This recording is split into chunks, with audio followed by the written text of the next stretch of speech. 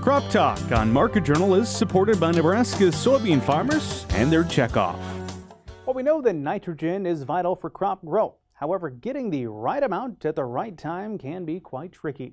Addressing that issue led our next guest to pursue a master's degree in agricultural engineering at the University of Nebraska-Lincoln. Now, Jackson Stansell is the founder of a company you might have heard of. It's called Sentinel Fertigation. He joined us at this year's SCAL Field Day to share how his company is helping farmers deal with nitrogen application challenges out in their fields.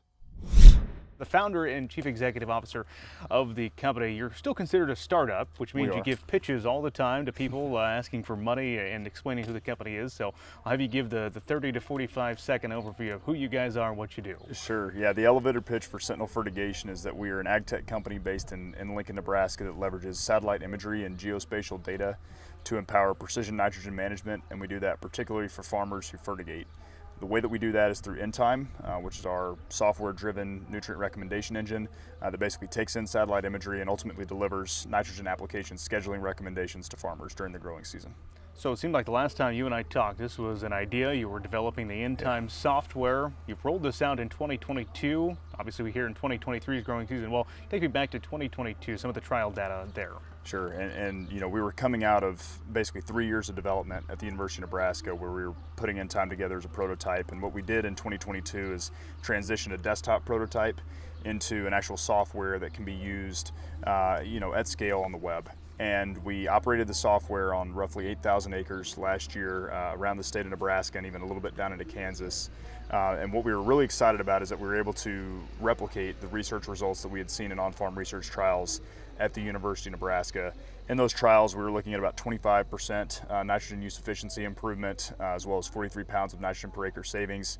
And last year, compared to a grower baseline across those 8,000 acres, we were looking at about 42 pounds of nitrogen per acre saved and a 23% improvement in efficiency, which last year, with nitrogen prices being what they were, was about $40 an acre in savings. So we were really happy to see our on-farm research trials translate to real results in the field. Yeah, that's a pretty big deal, Jackson. Cool to see those results backing up what you've seen in the on-farm research. I guess talk to me. How does this work for the producer, the farmer who signs up for this? What's that look like? So for a farmer who signs up for this, the first step is identifying a field and getting that field boundary in the system. Once we have the field boundary in the system, what we do is we are able to task out satellite imagery, which is ultimately what's driving a lot of this.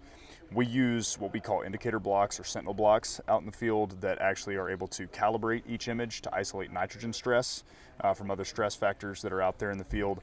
And what we're doing is every image that comes in on basically a daily basis throughout the growing season, we're analyzing it, we're calibrating it, and ultimately delivering insights as to trends in the crop's nitrogen sufficiency.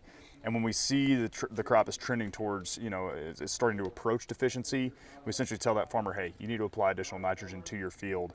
And what's great about that is for fertigators who are making a uniform pass, it helps them to schedule better, but we can also be precise enough to target that in specific areas of the field to even drive that efficiency up further. So we talked about the 2022 growing season. Here in 2023, how have you expanded the company and the number of acres you're serving? So into 2023, we've expanded across about 18,000 acres this year. Still the majority of our business is here in Nebraska, which we're really excited about. We feel like it's our bread and butter, and we love what we're doing here. We're also operating in Tennessee, Alabama, Wisconsin, Illinois, Kansas. We've got a research field down in Texas, and we just picked up some fields out in Nevada as folks are starting to try the technology. We're also really excited about what we're seeing in other crops other than corn. So we're starting to get some rye and oat fields, some potato fields, starting to look at cotton a little bit. So we're pretty excited about how things are expanding and what the potential applications of this technology really are. Preview what's ahead in 2024. If viewers today want to sign up to perhaps be part of Sentinel Fertigation, can they do so? Absolutely. We are currently taking field enrollments. We are looking for dealers. We call them certified service providers, in different parts of Nebraska as well as nationally. So that's something that we're actively pursuing. We're planning to launch InTime Lite and InTime Advanced to kind of tailor the functionality to what producers are looking for on their farm, which is going to be a really exciting opportunity, we think, and we just want to continue to grow the business and expand over as many acres as we can. Where do you see the business going as a whole? Take us 5 years down the road, your dream, your vision. My vision for Sentinel is to produce win-win solutions for farm profitability and for farmer success, and also for environmental stewardship. And I think our long-term vision is really to continue to enable that with software, potentially hardware solutions on down the road, but really give producers the leverage that I think they're going to need in modern ag markets that are focused on sustainability. We hear about the carbon credits and carbon intensity and all these sorts of things, water quality. I think there's going to be an opportunity for farmers to make profit. I don't think it's here today, but what we believe that we're doing is building a data set and a system that farmers can use to reliably produce sustainable grain.